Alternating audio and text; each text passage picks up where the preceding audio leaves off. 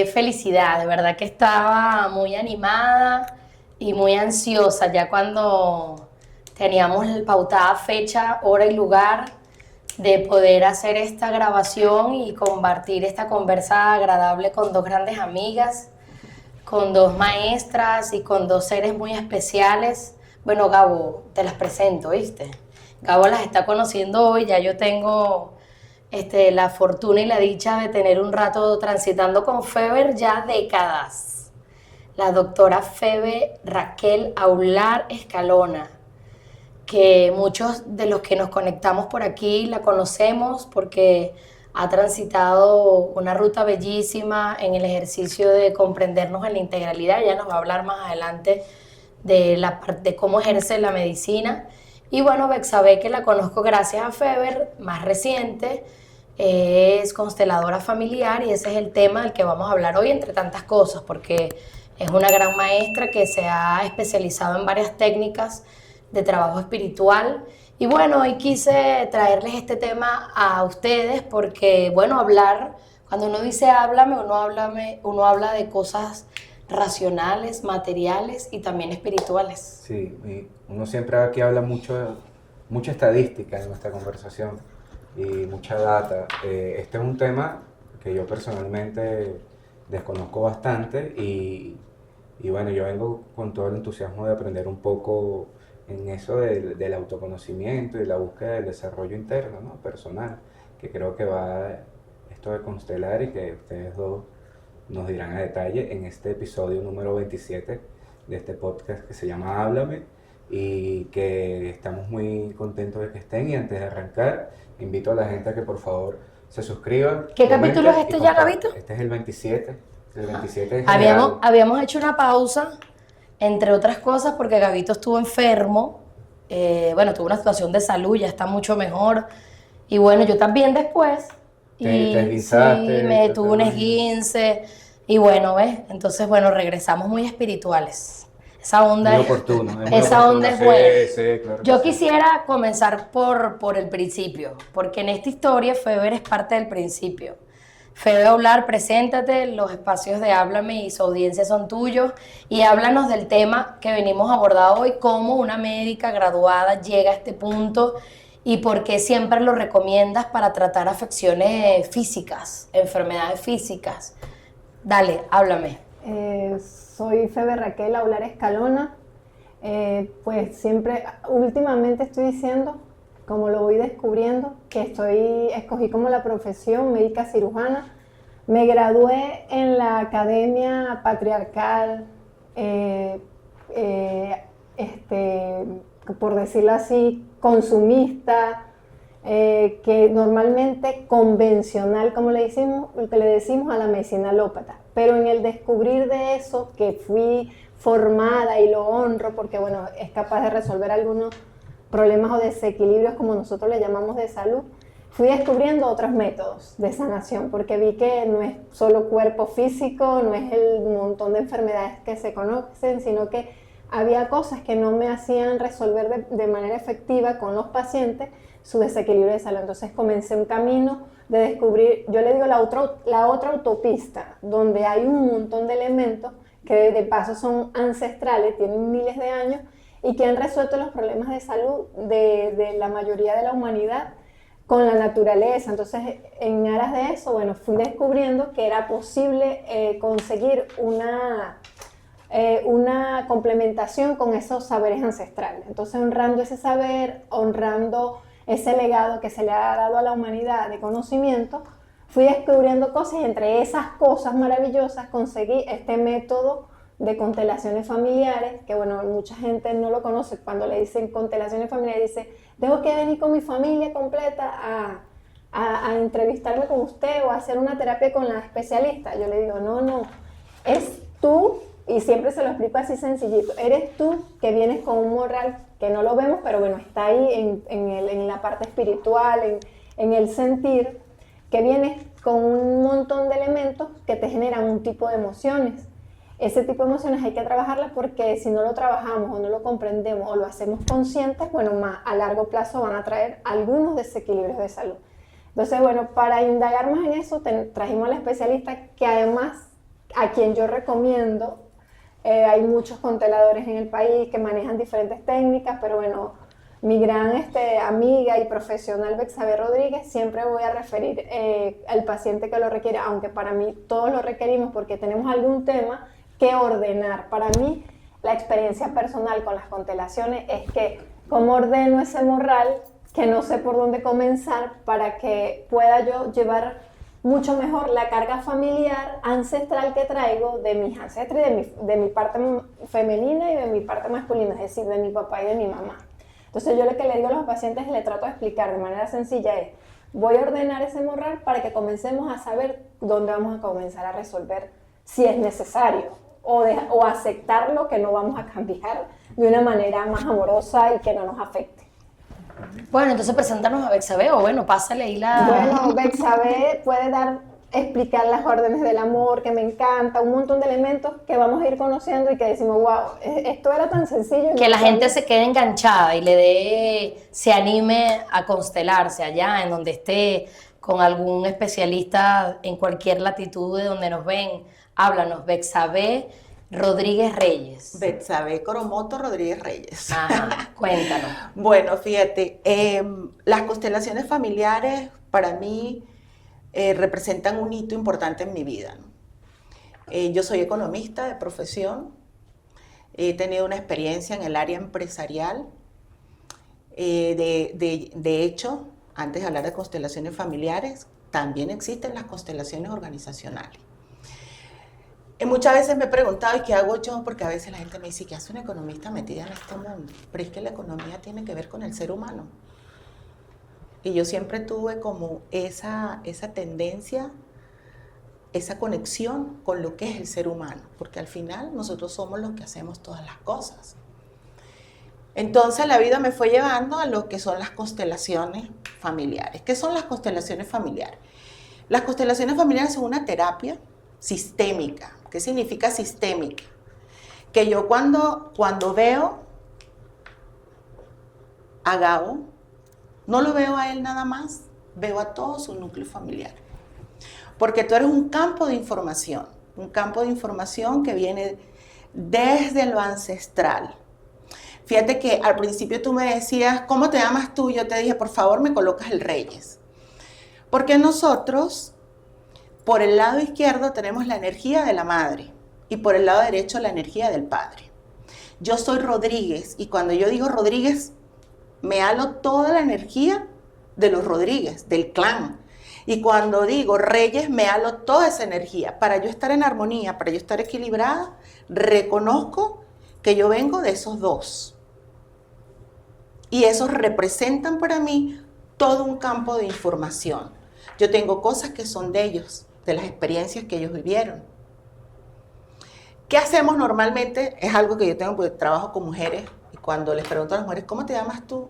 Me dan un solo apellido. Aunque tengan los dos. Y yo les digo, ajá, y tanto que decimos visibilízame como mujer. Y la primera que nos volamos es el apellido de la madre. Entonces cuando coloco mis dos apellidos, me doy la fuerza. Las constelaciones familiares, ¿de dónde vienen? Bueno, vienen de Bert Hellinger, que a lo mejor lo han escuchado, es el creador de las constelaciones familiares. Él fue un estudioso de muchas, de trabajo grupal, era teólogo, estuvo en una tribu, la tribu Zulú, y estando allí, que él iba a cambiar la historia de los Zulú. El que cambió fue él. Y de ahí... Los Zulú, los de África subsahariana. Exacto, sí. Él estuvo allí porque él fue como... Él estaba en una religión cristiana, o sea, era cristiano, iba a hacer esos como cambios, misionero. Iba a hacer los cambios, y entonces resulta que al estar allí, él dijo, no, pero ya va un momentico, yo no tengo por qué cambiar a nadie. Y producto de toda la formación y la información que él traía, trajo este método. Trajo esto que se basa en 3 órdenes. Nosotros tenemos un lema que a Febe le encanta. Primero viene el orden y luego fluye el amor. las constelaciones terminan siendo muy amorosas. No es un método confrontativo, ¿sí? Hay 3 órdenes y básicamente lo que buscamos es, como es sistémica, es identificar qué hay detrás de cada emoción, qué hay detrás de cada actuación, qué hay detrás de la enfermedad, qué hay en ese inconsciente, qué pasa allí, para traerlo al consciente, y entonces ya trayéndolo al consciente empezamos a accionar. Que eso también es interesante, porque no nos quedamos solamente en el saber, en el conocer. Ya conozco, ya sé qué es lo que tengo. No, ¿cómo lo vamos trabajando? Tenemos 3 órdenes. Un orden es el de la jerarquía. La jerarquía lo que dice es que aquel que llega primero a la vida, hay como una prioridad. Esa persona tiene un nivel de experiencia mayor. Yo siempre le digo a la gente, imagínate que nacen 2 gemelos. El que nace primero va a recibir la bocanada, ¿verdad? Cuando nosotros salimos de esa respiración uterina, que es acuática, salimos a esta respiración aérea, los bronquios tienen un impacto.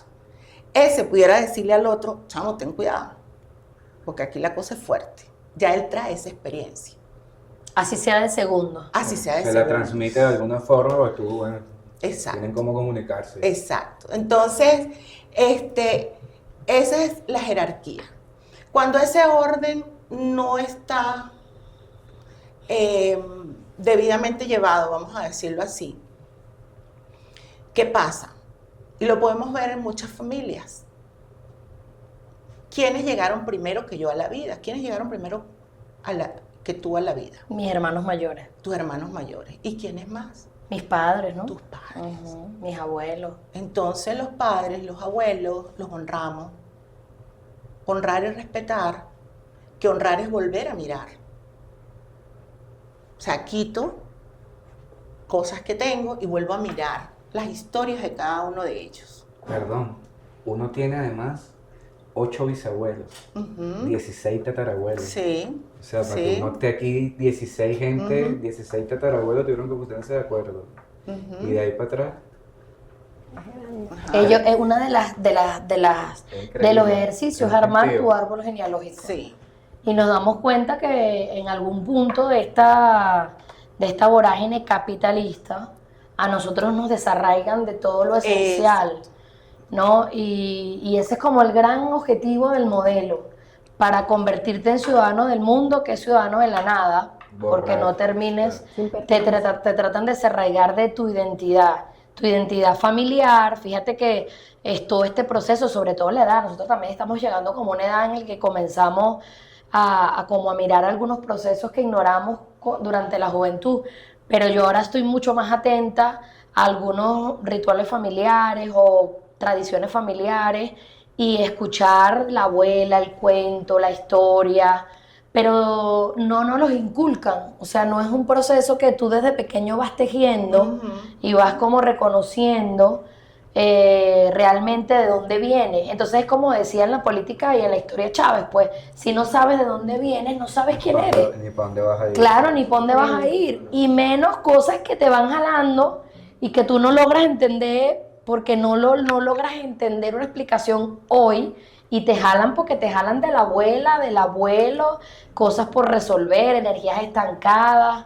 Es muy interesante verse parte de un linaje, ¿no? De un clan, de una sociedad, ¿no? Porque yo siento, quería hacer este comentario para seguir hablando, un poco yo que he estado formando parte de estas terapias y he estado involucrada, y además he visto los resultados, he visto la sensación de paz que genera el orden, que tú haces referencia, que existe como la tendencia, que es como una trampa, siempre nos han metido en el campo de la revolución, de la teoría socialista, de la teoría marxista. Eso vienen algunos dogmas, ¿no? Y sobre todo desde la experiencia soviética, que bueno, además fracasó, viene esta historia de que, bueno, los marxistas, los revolucionarios, bueno, son ateos, no creen en estas cosas, son de autoayuda, estas cosas son Y yo creo que cuando un patriota, un venezolano, una venezolana o de cualquier latitud del mundo tiene un compromiso y una vocación social y la alimenta con conocimiento, se da cuenta que estas terapias tienen una utilidad, una pertinencia y una validez, una validez funcional arrechísima, ¿no? Porque de alguna otra manera están los prejuicios de este lado que dicen, no vale, eso es... Esoterismo. Que en Venezuela tal vez es menos, porque nosotros somos mucho más diversos, flexibles, pero no creas, nosotros tenemos experiencias de organizaciones que hace algunos años aquí ejercieron la izquierda y todo esto es... como la iglesia, pues, brujería, brujas, Ajá. ¿no? O sea, esa idea que generó la iglesia en esa cacería de la etapa de la humanidad, de poderes, de energías, de rituales, a veces la izquierda también se la apropió con un mecanismo de juicio. Yo al final creo que temas conductuales y conductistas no son revolucionarios, vengan de donde vengan. Pero quería en ese sentido, para que ustedes sigan hablando y Feber también, que cómo aparejar eso, porque nuestra audiencia es muy política, ¿no? Hay gente que está muy involucrada en el ejercicio de la política, el ejercicio de la... Y este tema quiero que un poco lo abordemos también en ese paralelismo de defenderlo, porque aunque se defiende por sí solo cuando tú lo aplicas, también sufre la propaganda, la contrapropaganda, entre que es pequeño burgués, que es de autoayuda, que ponte a luchar y a militar, que eso te lo resuelve todo, y resulta que vemos un gentío haciendo política más enredado que en ese desorden de constelaciones familiares. Quiero que Bexabel continúe y que Feber me hable al respecto, porque Feber ha experimentado en carne propia ese ejercicio, ¿no? Sí. Hay que legitimarlo, hay que defenderlo, porque si no Sí, es un tema... Le quitan seriedad. Claro, le quitan importancia, sí, esto no es un tema lo de... banalizan, Sí, claro. lo Eso lo ha hecho banalizamos. también el imperio, ¿no? Claro. O sea, A propósito. el capitalismo. Esto no es un programa de las 8 de la mañana de Venevisión o Radio Caracas para leer las cartas, que también son herramientas valiosas. Claro. Ahí lo han banalizado, ¿no? Solo para la búsqueda de la prosperidad económica, ¿sabes? Entonces, Bueno, cuéntanos. Bueno, fíjate que yo les decía a ustedes que a mí particularmente desde hace mucho tiempo me ha llamado la atención lo que es un ser humano, y ahorita mi conclusión es que nosotros no sabemos lo que es un ser humano. Y ser humano, como dice Humberto Maturana, es un ser emocional. Nosotros somos seres emocionales. Nosotros somos seres vulnerables. Tú estás haciendo política, pero tú eres un ser humano. Tú eres un ser emocional, tú eres un ser vulnerable. Tú estás haciendo política, pero tú tienes un núcleo familiar. Tú vienes de un núcleo familiar, tú traes un aprendizaje. E independientemente que tú lo cortes, que tú digas, Lo pretendas niegues, cortarlo, negarlo, ajá. pretendas negarlo, no va a suceder, porque hay un inconsciente. Se trabaja a nivel de inconsciente, hay un inconsciente familiar. ¿Cuál es ese inconsciente familiar? Allí nosotros tenemos grabado en la memoria un conjunto de información, creencias, cómo lo hacían en mi casa, cómo lo hicieron mis abuelos, mis bisabuelos. Ahí hay dolores entrampados, cosas que no han sido resueltas. Entonces son los momentos en los cuales nos podemos conseguir con que, oye, estoy bien y de repente no sé qué me pasa. Estoy haciendo cosas que como que no se parecen a mí, pero a la vez sí se parecen a mí. Porque ahí hay ese inconsciente familiar está actuando. Que desconozcas de tu pasado familiar no quiere decir que no exista. No quiere decir como que el que desconocimiento no de la norma exista. no explica su incumplimiento. Exactamente.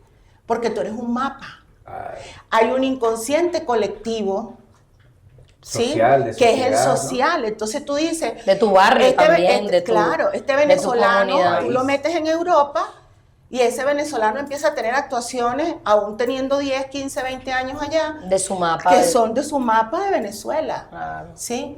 Entonces tú dices, este es venezolano. Hay cosas que nosotros tenemos. Entonces hay un inconsciente familiar, un inconsciente colectivo y un inconsciente que empiezo yo a generar desde mis propias experiencias. Cuando nosotros hablamos de las constelaciones familiares y decimos que es sistémica, ahí están incorporadas una cantidad de teorías, de estudios que se han hecho, incluso la neurociencia. Porque ¿en dónde está ese inconsciente? En nuestro cerebro. Entonces, podemos mirar allí y hay cualquier cantidad de estudios. Fíjate que ahorita, la semana pasada, yo hice una charla de lo que son las memorias emocionales uterinas. Memorias emocionales uterinas. Es decir, y lo recalco, ¿por qué? Porque nosotros, por ejemplo, hemos tomado muy en cuenta lo que ha sido el parto, el momento del parto. Y desestimamos que ese niño ya nació. ¿Cuándo? Cuando hizo el Big Bang. ¡Pum! Ahí se gesta la vida. Ahí es el momento, la chispa de la vida. Ese niño se queda en útero de mamá y ya está demostrado científicamente que ese niño empieza a absorber todas las emociones de la madre. Pero también trae la parte genética, ¿sí? Entonces, ese niño ya no se conforma solamente con la parte genética. Aquí hay cuando nosotros entramos en este mundo hay una cantidad de cambios de creencias, de paradigmas, rompimiento de muchos esquemas mentales. Porque, por ejemplo, hay un orden, todo pertenece. Yo digo que ese es uno de los más complejos. Ese es el otro orden. Ese es otro orden. El segundo. No están enumerados bueno, así no como importa. primero, segundo, Orden tercero. de la jerarquía. El otro es todo pertenece. Todo pertenece. Y ese es un orden, bueno, yo digo que para mí todos tienen su lado bueno. Para nosotros no hay nada bueno ni malo. Y todos tienen algo positivo. Pero el orden que yo digo que es más complejo para nosotros vivir es el de todo pertenece, porque el todo pertenece es todo pertenece. Nada no pertenece a nada. Yo no tengo derecho. ¿Quién soy yo para hacer juicio de alguna persona? Entramos allí y decimos la doble cara de los juicios. Si yo le hago un juicio a Gabo por esa barba, y yo digo, ay, no, mira qué barba tan terrible. Entonces él puede decir, me puedo dar cuenta que a ti no te gustan los hombres barbudos. ¿O por qué? ¿Qué te hace parecer a mí? ¿Qué te hace parecer a ti que mi barba es fea? Porque yo soy la que estoy hablando y desde mi perspectiva, yo estoy abriéndome y diciéndome qué es lo que no me gusta. Entonces todo juicio va desde el observador que lo hace, ¿verdad? Subjetivo, único. Exacto. Y repetible. Entonces fíjense qué interesante, porque cuando nosotros hacemos juicios, entran los excluidos.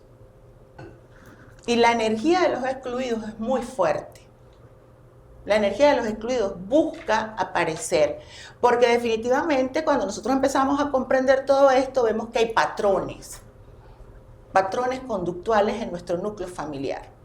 Ahí es cuando nosotros podemos decir, wow, pero ¿cómo ese señor es alcohólico?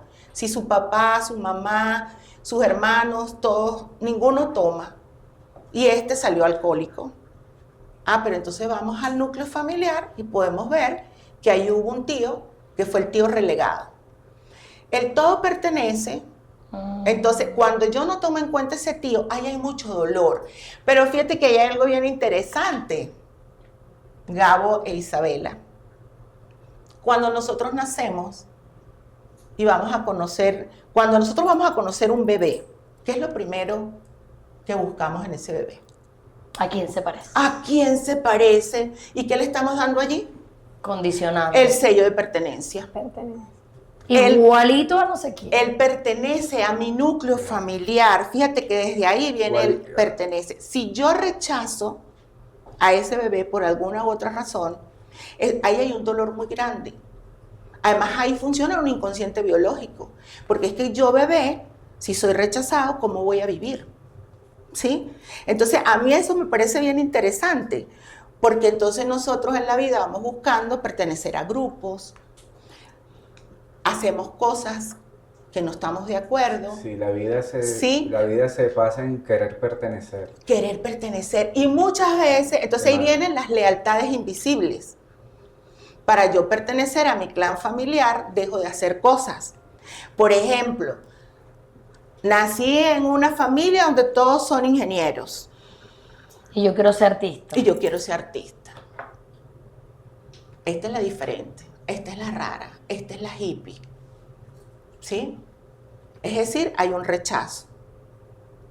Esa persona, si no está suficientemente fortalecida espiritualmente, ¿verdad? puede decir, no, entonces yo sí, yo voy a ser ingeniero. Y va a ser infeliz. ¿Por qué? Para seguir ¿a quién? Al núcleo familiar, al clan. Porque todo aquello que no se parezca a nosotros, nosotros tendemos a hacerle juicio. Eso tiene toda una explicación neurocientífica. La gente tiene miedo de lo que no entiende. De lo que no comprende. Entonces, como yo no comprendo eso, entonces yo de una vez te hago juicio. Entonces, para nosotros no hay nada bueno ni nada malo. Simplemente es. ¿Sí? Y entonces entramos a identificar, bueno, usted quiere ser artista, chévere. A lo mejor alguien en la familia fue artista y también fue relegado. Entonces, o alguien que impacta, porque también está, además de lo genético, este tema de la comunidad. Nosotros, aunque también nos han desarraigado, de alguna otra manera nos criamos en vecindad. América Latina, en muchos pueblos de África, y ahí nuestra fortaleza es la vecina, el vecino, la amiguita que se convirtió en una hermana porque prácticamente, entonces también eso te influye y eso te marca. No serán todos, pero sin duda un vecino, una maestra, incluyendo, ¿no?, el poder de la influencia. Y también sucede para joderte, ¿no? Un vecino, una vecina, una situación.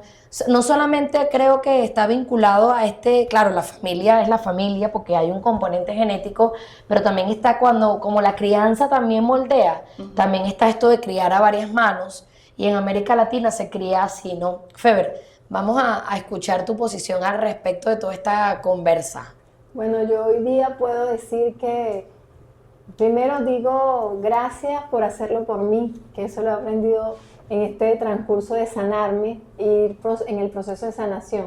Gracias por hacerlo por mí a esa gente que de alguna manera les tocó ser duros con sí mismos, porque cuando tú asumes una actitud de dureza o de enfrentar la vida con unos patrones muy, como decías ahorita al principio, radicales, cuadrados, una forma de actuación, se está haciendo duro con sí mismo, dándose ese amor que se debería dar, lo está haciendo rígido porque tiene una historia familiar.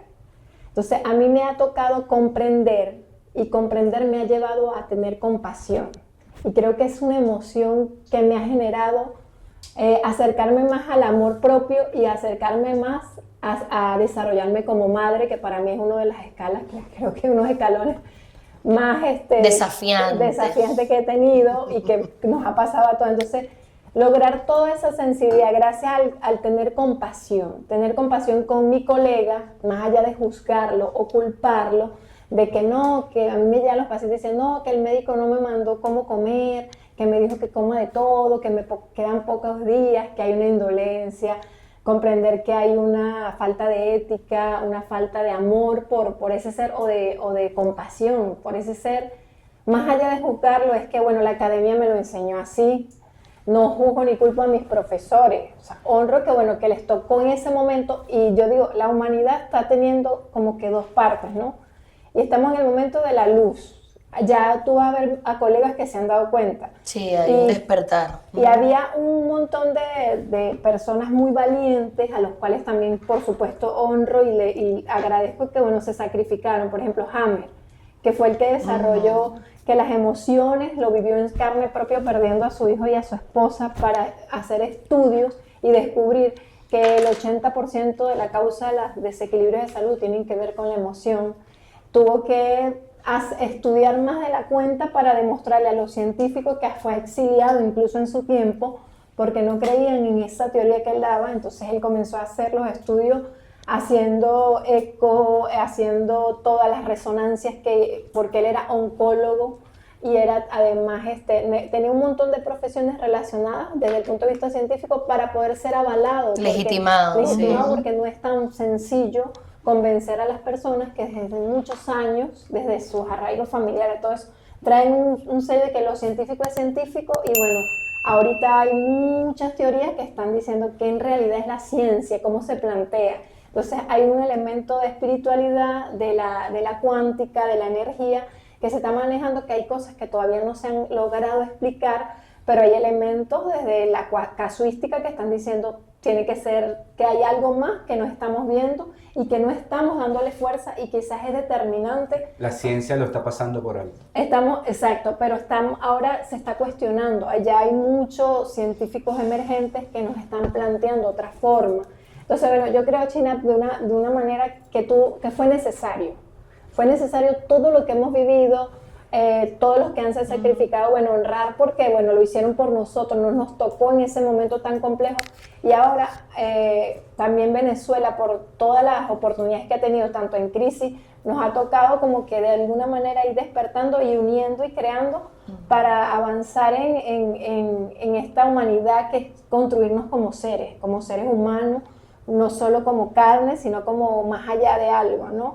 Que vamos a transformar el mundo. Había un científico, una persona espiritual que llegó de la India y dijo que en el momento que la espiritualidad junto con la ciencia se uno, la humanidad va a dar pasos agigantados en cuanto a descubrimientos que nos vamos a quedar locos. Entonces eso se está viendo ya, palpable. Y sobre eso, por más que este mundo está bien hecho mierda, es la mejor época del mundo. O sea, en la historia del mundo y de la humanidad, o sea, si miras, o sea, más allá de las injusticias y el calentamiento global y las tiranías y el imperialismo, este es el mejor momento del planeta Tierra, de la humanidad. Es el mejor momento de la humanidad en el que vivimos más en paz, en el que el desarrollo de la ciencia ha aportado más al ser humano. Entonces creo que, o sea, si miras para atrás, en la época medieval, o sea, nosotros en nuestra humildad vivimos mejor de lo que vivía un rey en la época medieval, en todas las condiciones de salud, de higiene. Entonces creo que la humanidad, bueno, a pesar de nuestro complejo panorama, si miramos en perspectiva, están como las condiciones. Ahí hemos pasado crisis, pasamos bombas atómicas, pasamos ciertas guerras que han marcado ciertos procesos de extinción incluso de otras especies, que nos tienen aquí hoy como mirando para el frente, ¿no? Mirando para el futuro.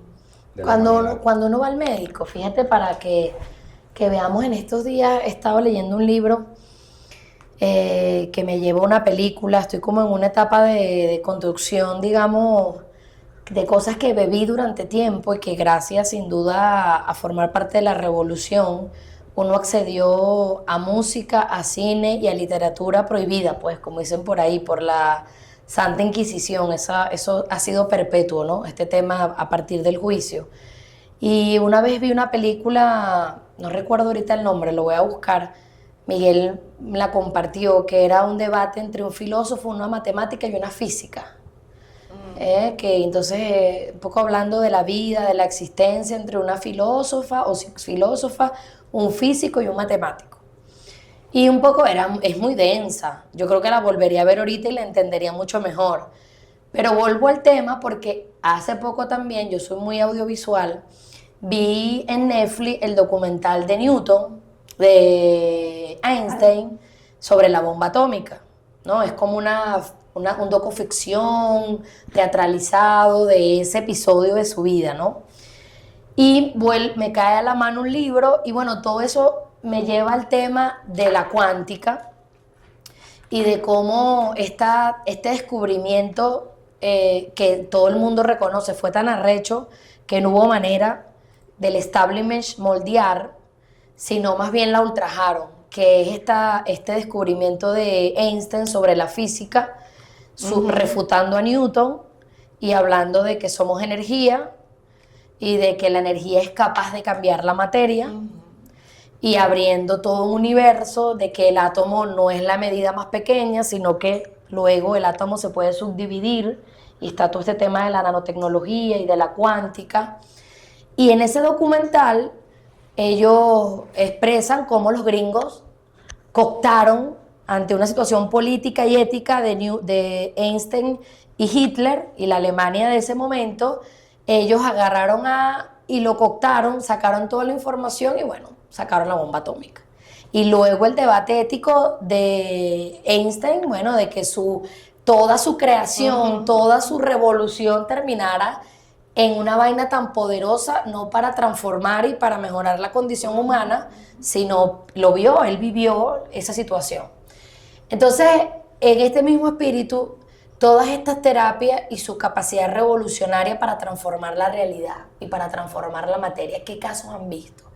¿Cómo convives con ver a la gente transformándose después de cada terapia, de cada ciclo y de activar poderes transformadores? Porque al final ordenas para que fluya una energía y si nosotros somos consecuentes, esa energía transforma la materia, transforma la realidad. Y no lo dice solamente a quien referiste como creador de esta terapia, lo dice Einstein.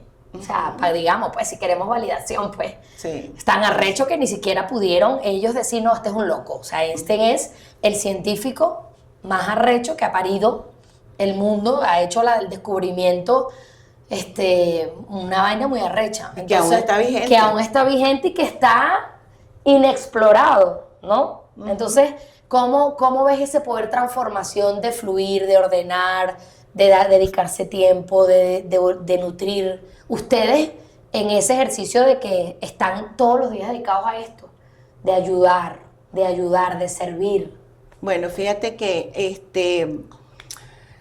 hay una desconexión. Todo esto que ustedes han hablado, a nosotros buscaron desconectarnos de nuestra fuente, de ser humanos. Como yo lo disfruto muchísimo, de verdad que es una cosa que yo digo, bueno, agradezco muchísimo el que la vida me haya dado a mí esta oportunidad, esta posibilidad. Agradezco muchísimo a la vida que me haya dado la posibilidad de trabajar con mujeres, ¿sí? De poder identificar mi clan femenino, de poder identificar mi clan masculino, de saber lo que cada uno de ellos significa en mi vida. Y cada vez que yo hago una terapia y la persona cambia, mi alegría es infinita. O sea, yo llego a mi casa y digo, coño, esta vaina sí me gusta. Me encanta. Porque me encanta ver ese brillo en la gente. Yo he tenido casos, por ejemplo, tengo un caso de un joven que llegó a mí, músico, bellísimo, un muchacho bellísimo, muy sensible, pero adoptado. Y entonces empezamos a hacer la terapia, a trabajarlo.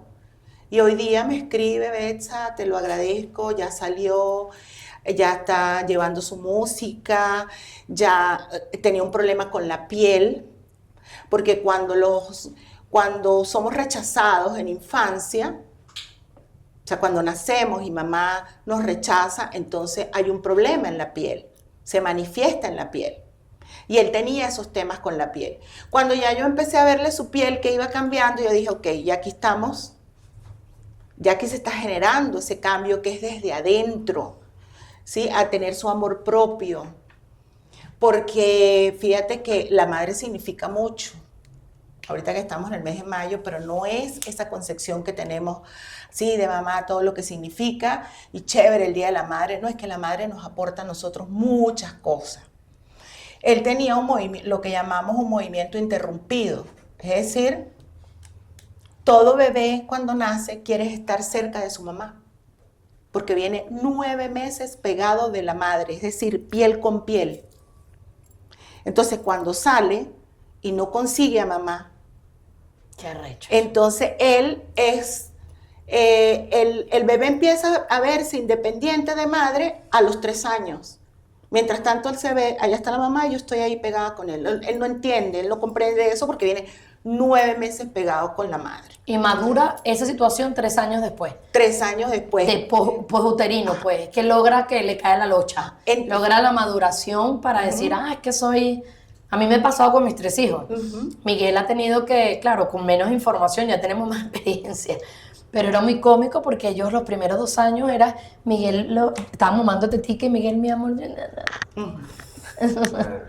y ha sido, y al final entendimos que era lógico y que era súper saludable, porque luego él vivió la experiencia de cuando ellos voltean y se dan cuenta que está ese tipo con el que juegan, que los protege, entonces empiezan a hacer así. Nunca me relegan, pero tiene su momento. Entonces él dijo, sí llega mi momento. Claro, y es más o menos... claro. Marcela, no. Claro. No, déjame mi teta, o sea, no me interrumpas mi momento. La madre para ellos es todo, ¿sí? Fíjate que cuando yo estudié análisis transaccional, que eso también es bien interesante, de Eric Berne,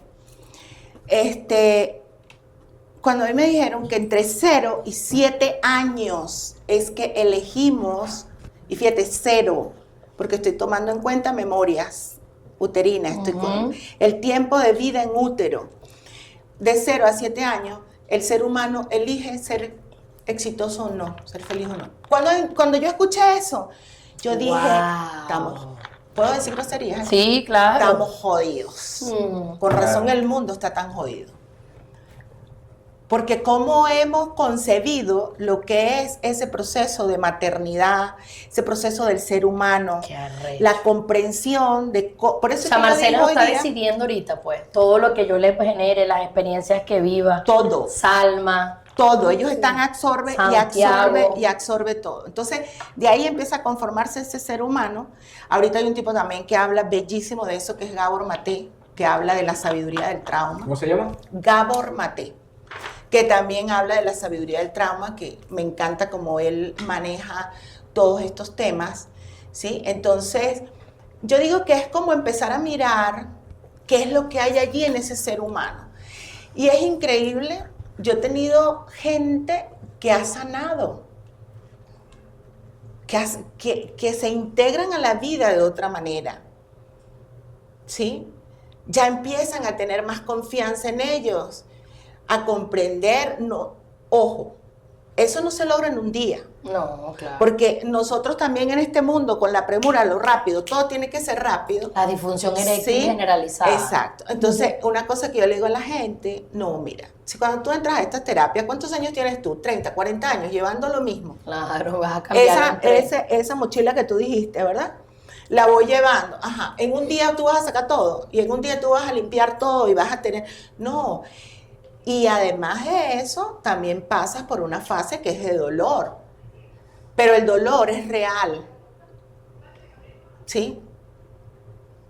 Ahora, el sufrimiento o la victimización es la que no es real. El dolor sí. El dolor sí. Porque es poderoso. Claro, porque ese dolor, entonces ahí tú puedes decir, oye, me duele aquí, ¿qué hay detrás de ese dolor? Me duele mucho el ¿sí? corazón. Y el dolor también. Victimización no. Victimización no, porque es cuando te quedas metido en el dolor y sientes que tú no puedes hacer nada. Ahí hay una desesperanza. El dolor es lo normal, lo natural. Y el dolor es propio de los seres humanos. Nos duele, pues. Claro. Estamos vivos. Sí, estamos vivos. Nos dice que estamos vivos. Entonces, he tenido muchísimas experiencias. Me encanta cuando la gente llega, que se puede reconocer y decir, pero yo puedo cambiar. Por supuesto, tú decías algo... y yo me río muchísimo porque me río no por burlarme, sino esa risa así como que cuando me llega gente que es muy intelectual, que entonces de repente cuando trabajo con los figurines sistémicos y entonces coloco la energía, yo por cierto traje los figurines por aquí, y entonces la gente dice, cuando empezamos a hacer el trabajo, en estos días me decía uno, ¿pero qué es esto? ¿Qué es lo que yo estoy sintiendo? ¿Qué vaina es esta? ¿Pero por qué yo tengo ganas de llorar? Yo no sé, mi amor. La gente pide permiso. Discúlpame, voy a llorar. Ay, discúlpame que estoy llorando. No, aquí tú puedes llorar. Somos seres humanos. Cuando tú lloras, yo tengo una metáfora, es como cuando tú tienes una olla de presión y tú haces esto a la olla de presión, ¿sí? Estás descargando. Entonces llora, eres un ser humano. Pero hay gente que tuve el otro día, bueno, cuando tengo hombres, me encanta cuando tengo hombres en mi terapia. ¿Por qué? Porque los hombres son los más complejos para llorar. En estos días había uno, además llanero, ¿no? ¿En serio? Mira, yo lloro todos los días. O sea, tú vas a gozar una bola. Pero no todos. Lloro. Y fíjate, ese llanero hacía así, "Ay, quiero llorar". Y yo llora, una lagrimita así. Claro, porque tienen en la mente entonces que los hombres no lloran. Claro, le educaron ahí. Sí, entonces, y no es que todos lloran. Hay algunos que sí, otros que no. Sí, Claro. Depende con lo que De tú te repente- conectes. La mujer hay mujeres que lloran, mujeres que no. Y los Sí, hombres depende también. con lo que tú te conectes. En Sí, ese pero para la momento. mujer está más permitido. Tanto que hasta es un instrumento de manipulación a veces, Claro, ¿sabes? sí, claro. La novela, acuérdate que nos jodieron. Ajá. Entonces, ay, victimízate, llórate. Ajá. Entonces, pero ese llanto es un llanto interno, un llanto de descubrimiento, de que hay algo allí que me lleva a mi sensibilidad y entonces me doy cuenta que algo está pasando allí. ¿Sí? Entonces, me encanta cuando les veo la cara y les digo, los órdenes del amor, ¿cómo es eso? Empiezan a intelectualizarlo, porque una de las cosas que hacemos en la terapia es que trabajamos con el corazón. La figurita, pa' ver.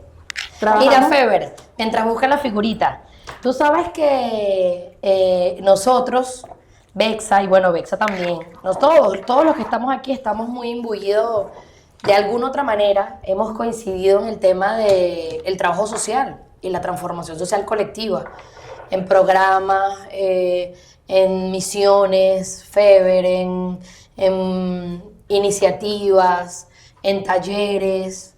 En estos días Feber ya ha hecho 2, Gabo, por ejemplo, lo hizo en Coche, Bexa. Bueno, Bexa trabaja, por ejemplo, con el Frente, ha trabajado varias jornadas con el Frente y sus dirigentes. Feber ahorita hace unas semanas estuvo con la dirigencia de una parroquia de la ciudad. Antes de eso lo hicimos con otra parte de la ciudad. Y nos damos cuenta en este caso de la necesidad que tiene la vanguardia, que tiene hombres y mujeres muy valiosos que han asumido una responsabilidad y han dicho presente con su morral, ¿no? Con su morral de imperfecciones, con su morral de fortalezas. Pero yo siento que, sin juzgar, tratando de verga, dígame esa tarea tan difícil de no juzgar, yo vengo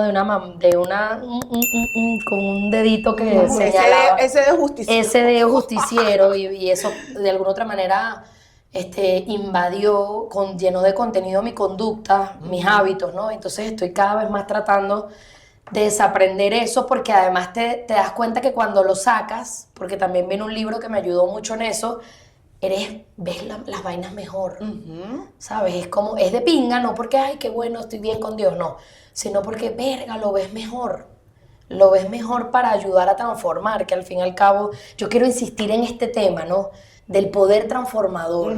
O sea, no es una vaina para hacernos la pajita, para ser mejores gentes en una cosa, metidos en una casa, no, esto es poderoso en la medida que, como tú nos lo has dicho y otras maestras, sea colectivo, sea popular, sea al alcance de todos, Sea viable. sea disponible, ¿no? De la gente que está involucrada en eso de la política, ¿no? Y no estoy hablando de dirigentes allí, esa mujer del CLA que con sus desapegos, con sus miedos, con sus frustraciones, con sus angustias, tiene una responsabilidad mayor.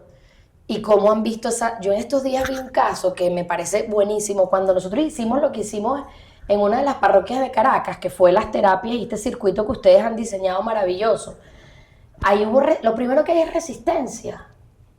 O sea, no, que para qué me trajeron, que para qué nos convocaron. Había una señora que llegó, Gabo, ¿por qué no me dan pastillas? Si yo lo que estoy enferma, denme mi vaina, mis cajas de huevo. Y bueno, entonces yo escuché el cuento después, ¿no? Esto es como un exorcismo, ¿no? Un grupo se queda porque ellos son maravillosos, logran sin juicio contener, que la gente se queda. Y hay un caso de la más difícil, que fue el caso más emblemático de esa jornada, que se arrechó. O sea, ella literalmente se endemonió cuando no era lo que ella pensaba, y cuando la convocaron a hacer lo que hacía, y la vieras ahorita, se quitó 30 kilos, Feber. Estaba enferma, era diabética tipo 2, y la encuentro cada vez que voy a un lugar de reuniones porque es líder de una comunidad, y le digo, ¿cómo está? Yo la vi. Yo la recuerdo porque fue uno de los casos emblemáticos y la veo en estos días. ¿Por qué está tan bella, tan delgada? Bueno, estoy caminando.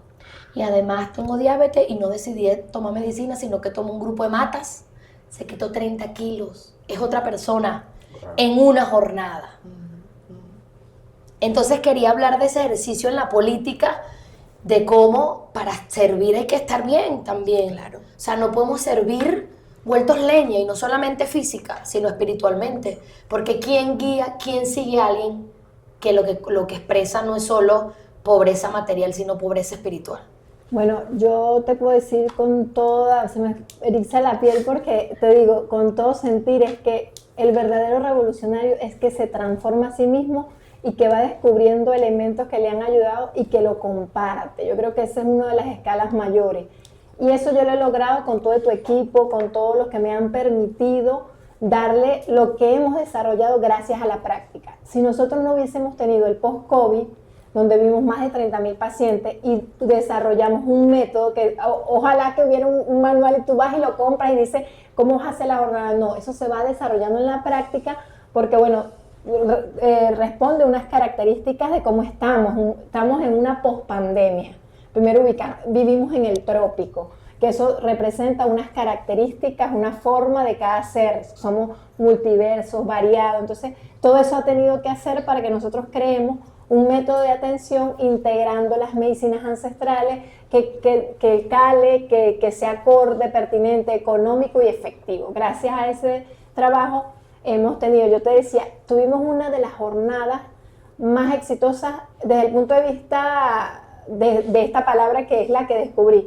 Hay mucho desmerecimiento. Nuestros líderes, que son de la base y no de la base, hemos enfocado el servicio desde un punto de vista de descompensador. Doy, no importa, yo llevo la bombona, no importa, yo hago todo, pero cuando es la parte de dar, no estamos abiertos a recibir, no estamos preparados para recibir, porque la guerra, todo lo que la pandemia nos ha sacado la sangre, nos hemos entregado todo, pero como ya dimos, ya hemos servido, nos cuesta ese proceso de decir, es recíproco, ¿no?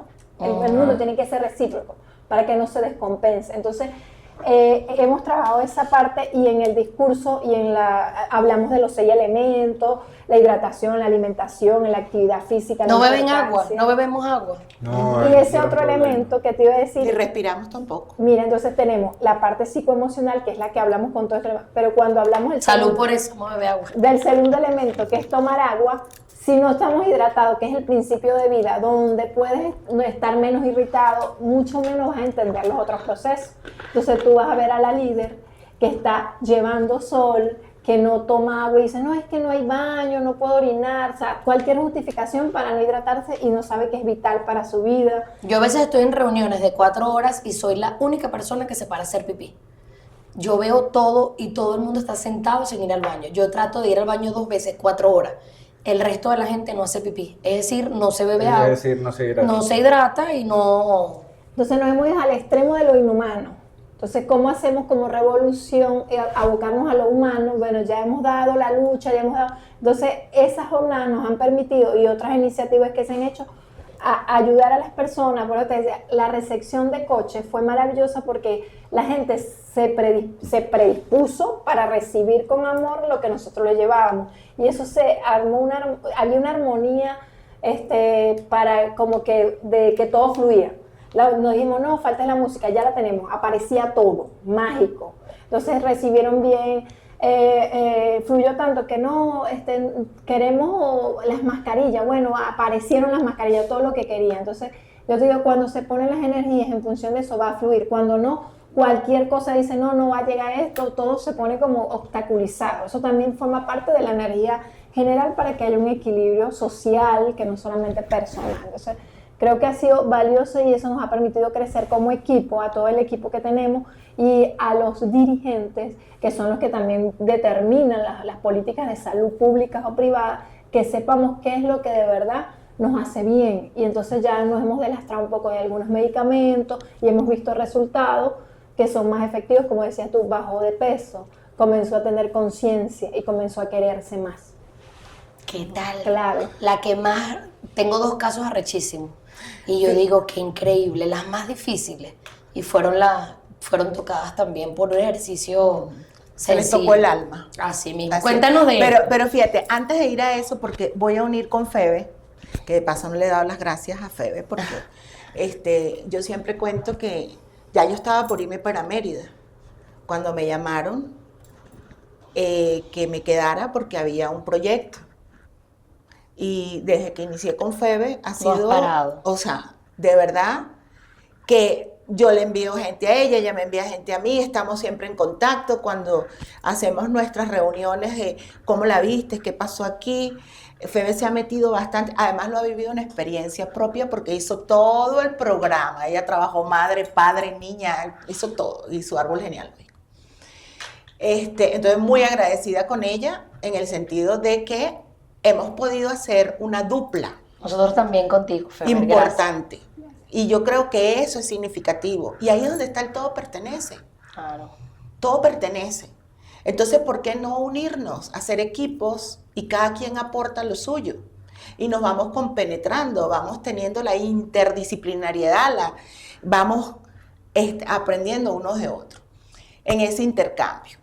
Febe acaba de decir algo bien importante porque ahí viene el tercer orden. Dar y recibir. Ese es el tercer orden. Ese es el tercer orden. ¿Estás escuchando? Sí. Dar y recibir. Entonces, ¿qué pasa cuando tú dices, cuando tú estás en el mundo político que estás dando? Con más razón, tú tienes que cuidar tu energía, porque tú no puedes dar lo que no tienes. Cuando uno se desenergetiza, entonces, ¿qué vas a darle al otro? Por eso es importante que en la medida que mi tarea sea más compleja, les esa medida yo tengo que cuidarme. Hay un autocuidado. Porque como yo voy a dar cosas, entonces yo me voy a descapitalizar en cuanto a mi parte energética. Y ahí es donde vienen todos los problemas de enfermedad. Cuando nosotros estamos aquí en este compartir y aquí nosotros estamos transmitiéndonos energías unos a otros, yo estoy dando, recibiendo, hay una interacción. Entonces, ese dar y recibir siempre debe estar en armonía, no en un equilibrio, porque eso es un movimiento.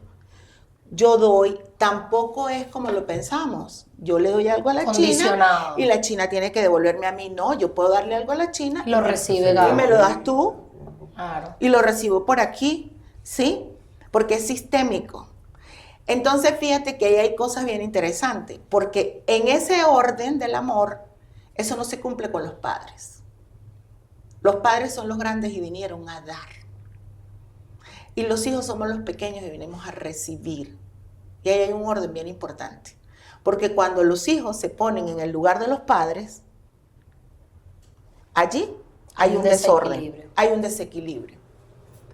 Porque yo estoy dando desde algo que yo no tengo la energía para eso, porque yo no soy la madre ni soy el padre, yo soy la hija. Entonces, y en nuestras familias eso es muy común, porque tenemos ausencia, hay son familias muy disfuncionales. Entonces todos tenemos ese enredo. Ajá, entonces hemos asumido roles que no nos tocaban porque no estuvo papá, o porque no estuvo mamá, o porque estando no estaban. En América Latina y el Caribe eso es, todo el mundo tiene que ir a contelarse. Ausentes emocionalmente. Porque un padre puede ser el proveedor y puede estar presente económicamente, pero está ausente emocionalmente. Y lo que todo niño o niña quiere es que ese padre juegue con ellos. Que el padre lo mire. Trabajar las emociones. Que el padre, exacto. Estimular las emociones. Entonces, fíjense, vamos a verlo aquí con los figurines. Perfecto para eso ahorita. Estos son los figurines sistémicos a los cuales se le da la energía y con esto trabajamos y constelamos. Entonces, aquí están mamá y papá. Aquí están los hijos, ¿verdad? Aquí está mamá y aquí está papá. Vamos a suponer que este señor no está. El sistema no acepta vacíos. Ningún sistema acepta vacíos. Entonces, uno de estos viene y se coloca aquí al lado de la madre. Empieza a sustituir a este señor. Pero aquí hay un desorden. Es más, tenemos madres que hacen a los hijos, si son varones, a los hijos los hacen sus parejas emocionales. Hay una película que es muy buena, una serie. Ahorita no la recuerdo, Febe, a lo mejor tú te acuerdas de aquella serie que comentamos la otra vez, en donde esto sucedía muchísimo. Cuando el padre estaba ausente, este niño se pasa aquí y empieza a asumir el rol del padre. Se desenergetiza. Es más, le cuesta muchísimo conseguir pareja, porque esos son los impactos. Porque él ya tiene una pareja emocional. Porque la mamá todo le va a pedir permiso a él para hacerlo. Y él empieza a tener una autoridad que entonces también va a tener problemas con esto. Porque esto lo desconocen. Yo desconozco tu autoridad, yo soy tu hermano, tú no eres mi papá. ¿Sí? Entonces ahí se arma el desorden. ¿A quién le corresponde ordenar esto? A esta mujer, si es una mujer consciente de todo esto que pueda estar pasando aquí, y le dice a él, no, vuelve tú a tu lugar. Yo soy la grande. ¿Se puede? Claro. ¿Se puede corregir? ¿Eso se puede ordenar? Claro, se puede ordenar. Porque una de las cosas que planteamos es, hazte consciente. ¿Qué significa hacernos conscientes? Eso libera. Yo tengo esto aquí, atrás en el inconsciente, estoy haciendo cosas. Y cuando lo hago consciente, lo pongo aquí. ¿Sí? Cuando lo coloco aquí al frente, es que entonces yo puedo decir, ok, ya va. Tengo la tendencia a preguntarle a mi hijo o a decirle, mira, tú tienes que encargarte de... Ya me acordé de la serie, Los Bridgerton. Véanla que ahí explica todo esto. Los Bridgerton. Sí, esa es la que es como de los ingleses de época. Sí, y que está una reina que es una reina negra. Negra. Bien interesante porque ahí te muestra de dónde vienen muchísimas cosas.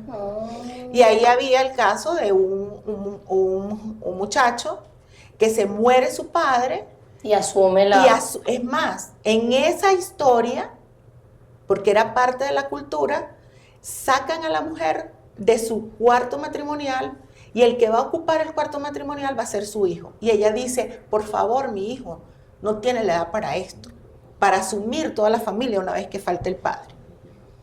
Y ahí muestran cómo su historia... Yo la vi, pero ahora no la vi con esa conciencia. De él en la vida, no podía tener parejas, porque él siempre estaba pendiente de la familia. Entonces, ahí trabaja el inconsciente simbólico, porque el inconsciente es simbólico. ¿Sí? Nuestra mente es simbólica. Entonces, no, ya tú tienes pareja. Claro, y tu pareja es tu mamá. ¿Sí? Entonces, fíjense que el dar y recibir es bien interesante. Entonces, los hijos, a veces la gente dice, ¿sabe? Pero ¿cómo hago si mi mamá ya está viejita o mi papá ya está viejito? Muy bien. Los veo desde su grandeza. Papá y mamá pueden estar viejitos, pero los veo desde su grandeza. No lo veo desde el pobrecito. Pobrecita mi mamá, pobrecito mi papá. Porque cada vez que yo veo a mi mamá y a mi papá como pobrecitos, yo también me estoy quitando energía. Y ellos no son ningunos pobrecitos. Ellos vinieron a cumplir con su vida, a hacer lo que ellos les tomaron correspondía. decisiones. Y tomaron decisiones. Tú sabes que a mí me pasaba mucho, esto es muy común, ¿no? Sí, sobre todo en este país, porque mucho. él ha estado muy ausente y siempre, o es la hembra también, a veces ha sido también mujeres, hembra o varón, esto debe ser el pan nuestro de cada día. Sí. Yo lo veo, ahí estoy yo, de repente estamos todos, bueno, tú tuviste más tiempo con papá y mamá al mismo, tienes otra historia, pero yo tengo esta situación de la ausencia del padre un tiempo y de su... Entonces yo me he dado cuenta que, sobre todo después de los partos, porque yo siento que la gran oportunidad que te da dar vida, o sea, dar vida es el gran impulso. Hay veces que uno no quiere hacer algo por sí mismo, pero uno ve a sus hijos, o ve a sus sobrinos, o ve a su descendencia, y eso le da como, no, verga, yo no quiero que esto se siga perpetuando, o no quiero que esto... O sea, mis hijos han sido un motor para yo dar debates que no, de bolas que uno a veces no quiere dar. O sea, porque son dolorosos, o porque... Entonces yo decía, yo lloraba, quiero echar este cuento porque mi mamá sufrió mucho, pues, en este tema de lo poliamoroso sin que fuera afirmativo. Y entonces yo recuerdo que un día yo estoy con mi esposo y ponen una canción de Ana Gabriel y apenas empieza a cantar, yo empiezo a llorar. Pero como el despecho, arrecho, yo lloraba cada vez que esa puta Ana Gabriel salía cantando la del cigarrillo, yo lloraba como si un despecho, o sea, ahí no hay manera de... Y yo recuerdo que un día él me dice, pero ¿de quién está despechado? O sea, no entiendo nada. Entonces, verga, yo hago consciente y de 20 años después, cuando empiezo a trabajar estas cosas, me doy cuenta que yo lloraba el despecho de mi papá. Claro. Y que esa energía me, uterinamente, y yo ya, y después por eso digo que se puede, porque después que lo hice consciente, dejé de llorar. Porque no era mi historia en lo concreto. Exacto. ¿Sabes? Ya yo escucho todas esas rancheras y me las tripeo porque son hermosas, profundas, porque me recuerdan, pero ya no lloro, Ya ya no no es el estoy dolor. despechada. Y si me voy a despechar es por lo que me pase en mi presente, en mi futuro, Así que- pero no me voy a despechar porque mamá me hizo su amiga y me contó o me involucró. Yo tengo otra amiga que me decía, más heavy metal, que la mamá la ponía a vigilar al papá. Uf, claro. ¿Sabes? O sea, anda, sal con él y dime con quién salió. O sea, te estoy diciendo, y esa es la historia, cuando nosotros nos tomamos con café o con un vinito y todos podemos hablar tranquilamente de nuestros desórdenes. Coño, vayamos a terapia, ¿vale?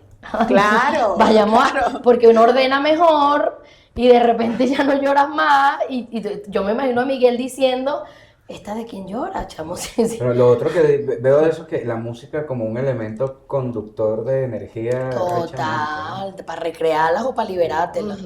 Claro, porque Para perpetuar condiciones Sí. sociales. Ahí Las está el mujeres estamos resentido. despechadas en América Latina forever. ¿no? Sí, no, totalmente. El bolero y Lo estamos. lo estamos. Exactamente, todos los hijos, así mismo. No, y Pero hay- fíjate que hay ahí está el lealtad. resentir, ¿no? Cuando Claro. nosotros, ahí actúa el inconsciente. Esa es una forma muy buena de mostrarle a la gente cómo actúa el inconsciente. Ponle una canción y la gente empieza a llorar y la gente puede decir, es que en ese momento pasó tal cosa y olía y yo, o sea, Las emociones. de una vez toda la Recreamos emocionalidad vuelve a ti y te das cuenta, y te vas al pasado. Por eso es que decimos que la mente no sabe de pasado, ni de presente, ni de futuro. Tú acabas de decir algo bien interesante, ya te doy la palabra, Fe, bien interesante. Es darnos cuenta. Hay un libro también que se llama Este dolor no es mío, y también tiene una serie en donde es la vida de mi mamá, no es mi vida. Mi mamá ya vivió lo que ella tenía que vivir y eso es de ella, esa es su historia. responsabilidad. Y es lo que decía Febe hace rato, La honra. gracias por hacerlo por mí. Yo no tengo por qué vivir la historia exactamente igual que la de mis antepasados. Yo tengo un bisabuelo que fue esclavo. Y yo ya tengo como más de 10 años con mis canas y mi palabra, libertad. No, le dije a mi hermana, yo no voy a estar con este rollo cada vez que me tengo que pintar. No, yo no puedo ser esclava de eso. Y me di cuenta de dónde venía. Entonces yo digo, gracias por hacerlo por mí, ya yo no tengo por qué ser esclava, de nada. De adicciones, de nada, no tengo por qué ser esclava, porque ya él lo hizo por mí. Entonces, esto es muy bonito porque sí hay cambios, sí hay transformación. Sí, nosotros estamos al servicio de la vida. Y a veces le preguntamos a la gente, ¿ese es el vivir que tú quieres? ¿Ese es el vivir que tú quieres? Fíjate que tú estabas diciendo hace rato, yo estoy en un momento en que me cuestiono. Y digo, oye, ya va, he hecho muchas cosas, pero esto como que no es lo que me llega, no es lo que siento. Entonces, dar el paso hacia adelante, pero esto es de valientes. Yo siempre digo que la gente que va a terapia es valiente. Claro. Valiente para enfrentar, para mirarse adentro, porque la cosa es hacia adentro, no es hacia afuera. Mamá, tú me hiciste esto, papá, tú me hiciste el otro, en la sociedad, el tal, yo nací aquí, tal. Es darte cuenta de todo eso y buscar adentro de ti y decir, ya va, Somos muy poderosos. pero yo puedo transformar. Feber, Adelante, Feber. despídete que ya estamos finalizando esta conversa que se fue volando y fue muy nutritiva. Además, terapia gratis. La verdad, Sí. la verdad. Bueno, agradecida por esta oportunidad y esto hay que conversarlo más. Es una de las cosas que socializarlo desde todas las formas que podamos, porque es muy egoísta quedarnos con la información que nos ha permitido liberarnos. Entonces, bueno, agradecido por este gesto. Ay, No, gracias. a ustedes. De verdad, ojalá podamos conversar más al respecto. Quedé con muchas dudas. Quedaste todavía, picado. Pero quedé picado, sí. Ah, esa es la idea, que como tú, que quedemos como Gabo. Y por eso yo estaba tan emocionada de hacerlo, como venía como muchachita con juguete nuevo, porque es fascinante. Nunca dejo de dejar de aprender, siempre me confronta, que dijeron un amigo mío, y siempre me alimenta muchísimo. Gracias a las dos, y seguramente van a volver a este su podcast también para que hablemos de cosas de interés espiritual, emocional, para salvar a la humanidad. Forma parte del esfuerzo de todos y todas. Gracias, Besabé. Gracias a Gracias, ustedes por la Feber, invitación, Gabito. de verdad. Gracias y no olviden suscribirse, darle like y compartir este episodio y bueno, háblame. Háblame, qué bueno.